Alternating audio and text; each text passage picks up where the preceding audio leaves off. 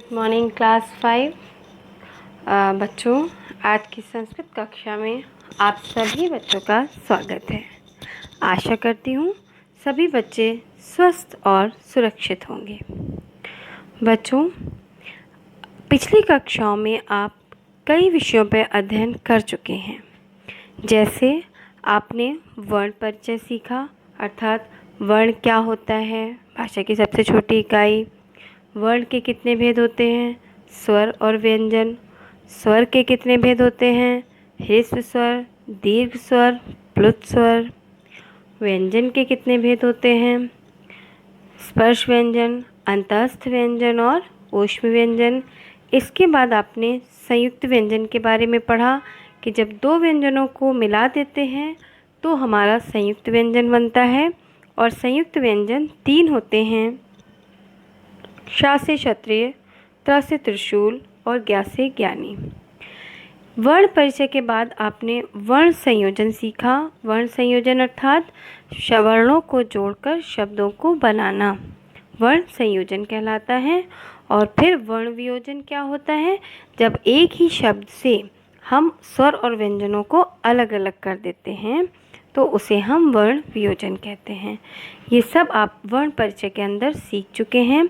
इसके बाद आपने अकारांत पुल्लिंग शब्दों के बारे में भी पढ़ा। और आज का हमारा जो विषय है बच्चों, वो है अव्यय, संस्कृत के अव्यय।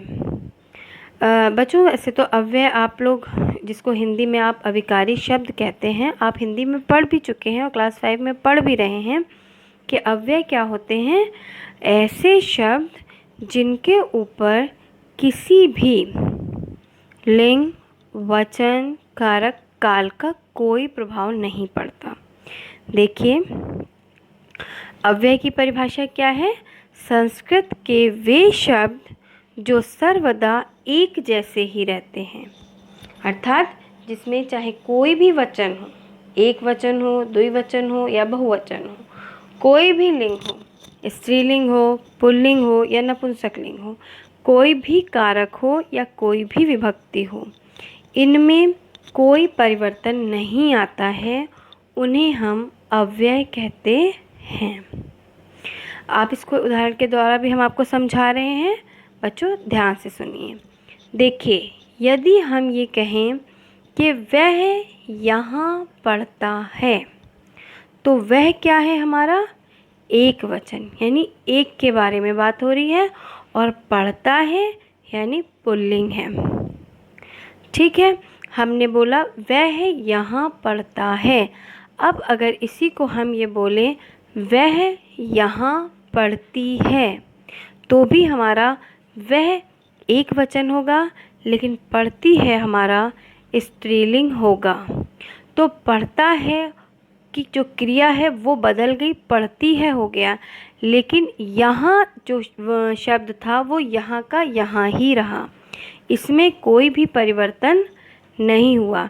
अर्थात लिंग के बदल जाने पर भी, पुल्लिंग से स्त्रीलिंग में बदलने पर भी जो हमारा अव्यय था वो अत्र यहाँ का यहीं रहा। उसी तरह से यदि हम वचन बदल देते हैं, जैसे हमने कहा वह यहाँ पढ़ता है और हमने कहा वे यहाँ पढ़ते हैं, तो वह यहाँ पढ़ता है अर्थात एक के बारे में बात हो रही है, वे यहाँ पढ़ते हैं अर्थात बहुवचन के बारे में बात हो रही है।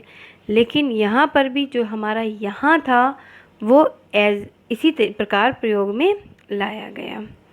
तो बच्चों, आपने देखा कि ऐसे शब्द जिनमें कोई अंतर नहीं आ रहा है, जैसे हमने कहा राम और सीता पढ़ते हैं या राधा और सीता पढ़ती हैं, तो क्या हो रहा है कि बदल तो रहा है कि क्रिया, हमारा कर्ता भी बदल रहा है, हमारी क्रिया भी बदल रही है, लेकिन हमारा जो अव्यय है वो नहीं बदल रहा है।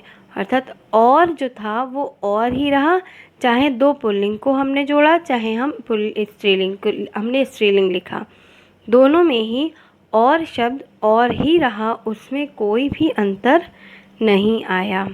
तो अब आपको समझ में आया बच्चों कि अव्यय क्या होते हैं। ऐसे शब्द जिनके प्रयोग में कोई अंतर नहीं आता, जो सदैव एक समान रूप से प्रयोग में लाए जाते हैं, चाहे कोई विभक्ति हो, चाहे कोई वचन हो, चाहे कोई लिंग हो, उन्हें हम अव्यय कहते हैं। अब बच्चों, आपको क्या करना होगा, आपकी नोटबुक में आपको कैसे काम करना होगा। सबसे पहली चीज़ तो ये कि एग्ज़ाम में अव्यय किस तरह पूछे जाते हैं, आपको ये पता होना बहुत ज़रूरी है। देखिए, अव्यय पूछने के दो तरीके होते हैं। या तो अव्यय हिंदी में लिखा होगा और आपको उसकी संस्कृत लिखनी होगी, या फिर संस्कृत में दिए होंगे, आपको उनका हिंदी में अर्थ लिखना होगा। तो यहाँ पर हम आपको कुछ अव्यय बता रहे हैं, समझा रहे हैं। उन अव्यय को आपको अपनी फेयर नोटबुक में उतार लेना है। मतलब आप मॉड्यूल से वो सारे अव्यय उसी प्रकार अपनी नोटबुक में लिख लेंगे। देखिए कैसे। जैसे सबसे पहला है सर्वत्र। सर्वत्र मतलब सब जगह। दूसरा अव्यय है कुत्र, कहाँ। अद्य, आज, ह्यः, कल, बीता हुआ। श्वः, कल, आने वाला। परश्वः, परसों। अत्र, यहाँ। तत्र, वहाँ। यथा, जैसे। तथा, तैसे। एवं, ऐसे। कथम, कैसे। सदा, हमेशा। कदा, कब। यदा, जब। तदा, तब। अधुना, अब। अधुनैव, अभी। और च अर्थात और, न अर्थात नहीं। तो ये हमने आपको 20 अव्यय अभी दिखाए हैं और इनका हिंदी में अर्थ भी दिखाया है। तो आप सभी बच्चे अपनी नोटबुक में इन 20 अव्ययों को लिख लेंगे और उन्हें याद भी करेंगे। आप किस तरह काम करेंगे, आप अपनी नोटबुक में सबसे ऊपर हेडिंग लिखेंगे अव्यय, और उसके बाद में बीच में पेंसिल से लाइन करेंगे पार्टीशन, और एक तरफ आप लिखेंगे ब्लैक पेन से सारे संस्कृत के अव्यय, और दूसरी साइड लिखेंगे आप ब्लू पेन से उन अव्ययों का अर्थ। तो ये काम बच्चों आपको करना है और उसके बाद आपको इसको याद भी करना है, क्योंकि यदि हम संस्कृत सीख रहे हैं तो हमें अनुवाद करने के लिए, कोई भी लकार सीखने में सबसे ज़्यादा आवश्यकता अव्ययों की होती है। ठीक है बच्चों, तो जिस तरह हमने आपको काम बताया है, आप उसी के अनुसार अपनी उत्तर पुस्तिका में यानी फेयर नोटबुक में आप ये वर्क करेंगे। थैंक यू बच्चों।